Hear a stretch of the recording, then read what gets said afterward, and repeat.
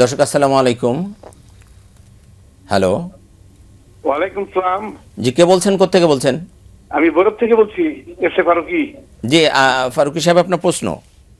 আমার প্রশ্ন হলো যে আমাদের মসজিদের এই নিয়মিত ইমাম সাহেবের অনুপস্থিতিতে আরেকজন নামাজ পড়েছিল, মাগরিবের নামাজ। জি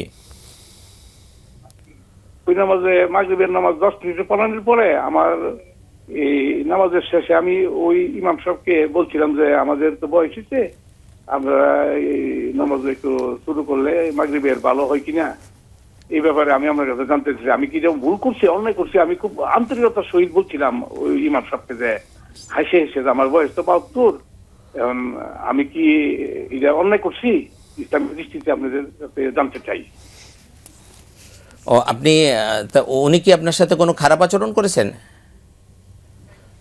আচ্ছা আচ্ছা। তো ওই মানে মাগরিবের নামাজ একটু লম্বা করে পড়ছে, দীর্ঘ প্রায় 10 মিনিট। তো এটা আর কি উনি বলছেন যে আসলে দেখেন, রমাদান মাসে এই আমরা চেষ্টা করি যে মুসল্লিয়ানে কেরাম যারা আছেন তাদের এর নাম কি রাহাতের কথা, আরামের কথা।